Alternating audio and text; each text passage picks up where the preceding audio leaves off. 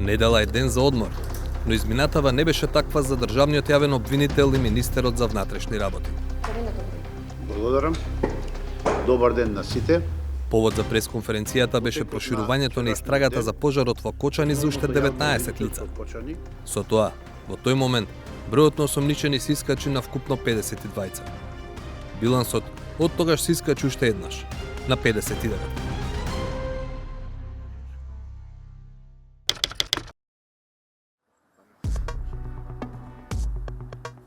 Има толку многу осомничени затоа што обвинителството ги гони оние што се осомничени како директно одговорни за пожарот, но и оние кои, според обвинителството, придонеле за исходот.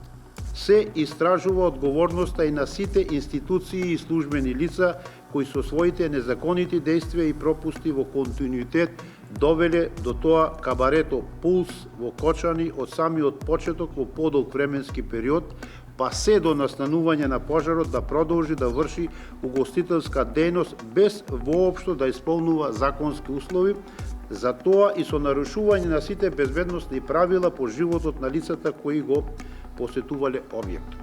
Клучниот термин тука е каузалитет.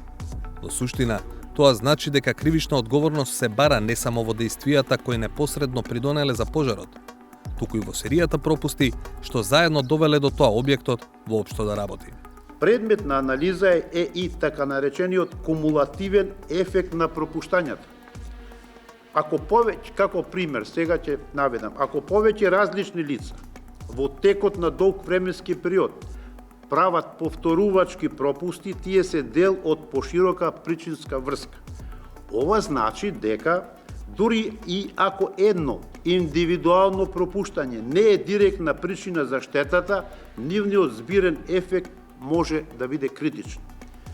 Континуирано игнорирање на ризикот во долг временски период може да создаде основа за правна или етичка одговорност. Ваквиот пристап може би создава впечаток во јавноста дека институциите сериозно работат на расветлување на случајот во сите негови аспекти, но кај дел од стручната јавност најде и наидува на резерва. Проблемот со каузалитетот е тоа што однапред се создаде еден впечаток во јавноста дека секој каузално действие е скривено действие, виновно действие. А тоа суштински не е така, затоа што може определено действие да биде каузално за да предизвика определена последица, меѓутоа тоа самото по себе не значи прво дека е противправно, а второ дека истото е виновно или умислено. Конкретно неспорно е дека пропусти има на сите страни, кај сите кои што учествувале наназад, не само овие од 2012, туку од почетокот на нашата државност има пропусти во различни сегменти на општеството. Меѓутоа, битното прашање кое што треба да се утврди, не само да се утврди, туку треба и да се докаже е умислата на оние учесници во действијата на пропуштање. Неспорно е дека некој кој што бил градежен инспектор или надзор на објектот кога се правела пренамена, бидејќи нели едно од клучните прашања како била направена пренамена од објект за лесна индустрија во Кабаре. Неспорно е дека можеби пропуштил да преземе некое действие. Меѓутоа во неговата умисла сигурно не била опфатена последицата која што настапи на крајот. Државниот обвинител кога говореше во неделата рече дека ги има предвид критичките обсервации на стручната јавност. Во поддршката на својот пристап пак, тој за аргумент искористи 3 пожари во други држави со речиси идентично сценарио како во Кочани.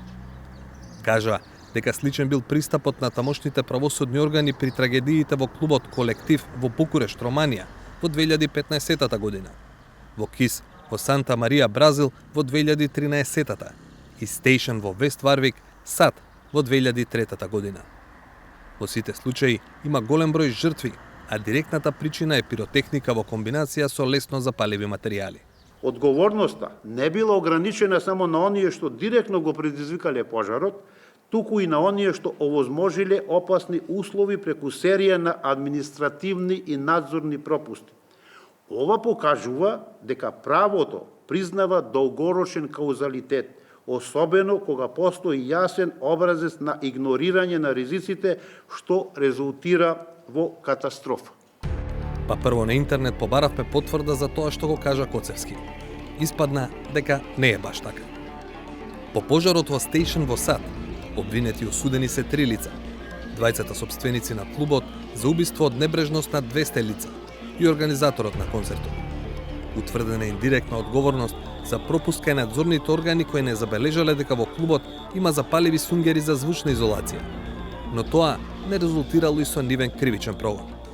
По пожарот во Кис во Бразил пак, каде загинаа 242 лица, осудени се 4. 2 сопственици на клубот и 2 членови на бендот кој настапувал таа вечер. Судени се за убиство и за обид за убиство. Нема информации дека се гонети индиректни војновници.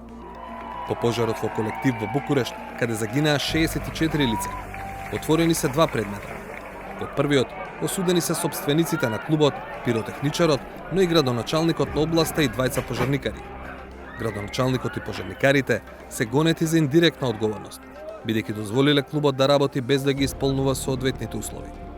Вториот предмет се водел за министерот за здравство, дека доцна побарал трансфер на пациенти во странство што довело до многу починати меѓу повредените. Тој случај на крај е отфрлен. Бидејќи бројот на обвинети осудени во сличните трагедии се брои на прсти, а во Кочани веќе се речиси 60, прашавме во обвинителството со какви податоци тие располагаат штом се повикае на нив. Ни вратија дека податоците биле јавно достапни, но и дека Она што е веројатно специфично за случајот во Кочани, за разлика од сличните примери од други земји, е што почетниот момент на пропуст е повеќе години наназад, од самиот момент кога клубот започнува со работа, и ниту една институција повеќе од 10 години не го прекинала тој каузален синџир. Фактот што долга низа години не бил извршен инспекцијски надзор, ниту некој постапил за очигледно непочитување на сите минимално технички и безбедносни правила и прописи, значително влијае на опфатот на лица кои имаат одговорност за своето постапување или непостапување. Правниците кои имаат критички однос кон овој пристап не се против да се гонат сите што направиле пропусти. Напротив, вели Акимовски, треба да се гонат, но секој за делото што го сторил. Неспорно е дека треба да се барат директни виновници, дека во нивните пропуштања постојат определени исполнување на законските битија на некои други кривични дела. Тука проблемот е можеби што дел се застарени, дел се со многу поблага казна и така натаму. Меѓутоа, ние не видовме од јавниот обвинител да каже конкретно за кое кривично дело, односно наведено е само тешки дела против безбедноста од 292 во врска со член 288 предизвикување општа опасност. Меѓутоа, никаде не беше наведено и објаснето дали се работи за соизвршителски дејствија, помагачки дејствија, дали секој од обвинетите преземал самостојно дејство на извршување на кривичното дело, дали тие делувале со заедничка умисла, и во таа ситуација притисокот за докажување на ваков предмет во судска постапка е исклучително голем. Следејќи ја логиката која наметна јавното обвинителство, сомничи голем број лица што биле на позиција во различни институции од 2012 година до денот на пожарот, 16 март 2025 година. Например, сите градоначалници на Кочани во тој период и сите директори на Дирекцијата за заштита и спасување. Но, во јавност остана нејасно зошто се опфатени сите министри за економија, освен последниот. Па и зошто воопшто се опфатени, ако што од 2008 година, како што каже премиерот, ова министерство не е обврзано да ја проверува вистинитоста на апликациите за лиценци. Токму тоа ви го кажувам, тука е пропустот со измените во законот од 2007 година, дека правното лице е тоа кое што самото тврди дека ги исполнува условите. Да, тоа е проблемот. Никој не го проверува. Законот не предвидува. Сета документација требало да биде прибрана и врз основа на таа документација министерот дава лиценца. Во конкретниот случај за сите лиценци нема потполна и законита документација. Сакате да кажете дека Тоа е верижната реакција во однос на издавањето на лиценци, затоа што министерот, не само еден или сите министри, не ги почитувале законите, односно издале лиценци кои што не биле потполни и немале законска документација. Прашањето е во кој член од законот го прекршиле, каде вели дека треба тие да... Конкретно во однос на законска одредба не можем да ви цитирам, тоа е дел од истрагата, не е само еден закон, ви кажав, членови се повредени на повеќе закони. Во истото интервју Коцевски беше прашан зошто тогаш не е осомничен и сегашниот министер. Во конкретниот случај до министерот нема стигнато никаква документација за издавање на лиценци, затоа тој не може да биде одговорен во случајов последниот зборим министер што е сега на власт. Коцевски објасни дека во време на актуелниот министер не е барана лиценца за Пулс, па тој не може да биде одговорен. Но како што покажува јавно објавениот регистар, во време на актуелниот министер барале и добиле лиценца други ноќни клубови. Дел од тие лиценци сега се одземени по контролите по пожарот во Кочани. Значи ли тоа дека нема кривична одговорност за незаслужени лиценци, се додека нема жртви? Веќе кажавме, за пожарот досега се осомничени 59 лица, сите за исто кривично дело во 2 постапки. Ако остане како што е, тоа ќе значи мега предмет. Дури и најголемата судница во земјава, во Идризово, веројатно нема да ги собере сите обвинети заедно со нивните бранители и се разбира обвинителите. Вакви екзибиции со толкава екстензија на бројот на обвинети лица не само што е опасна работа од аспект на правната предвидливост, правната сигурност, како и барањето за законска одреденост на битијата на кривичните дела. Значи, тој е во директен судир со таа концепција која што ги штити пред се правата на обвинетите. Понатаму, тоа е исклучително скапа работа која што може да не чини многу пари нас како држава на крајот од оваа постапка, бидејќи не можете да завршите предмет со 60 обвинети. За овој дел се чини во јавното обвинителство веќе има свест дека треба да се најде друго решение. Обвинителството ќе ја заврши работата можеби во 3 месеци, но потоа ако поднесе обвинение и гломазен предмет, обемен предмет со многу докази, со многу сведоци, тој потоа ќе го пуштат да заглавува во судските лабиринти.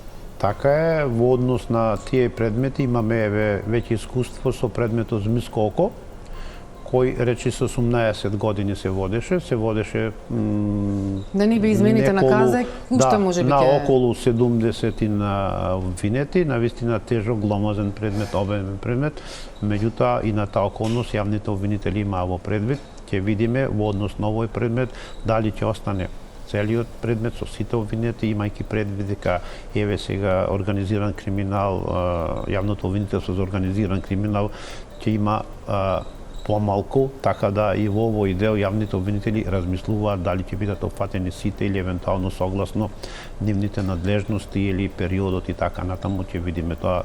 Во писмениот одговор пак од јавното обвинителство ни рекоа дека од прибраните докази ќе зависи кои од лицата под истрага ќе бидат и обвинети.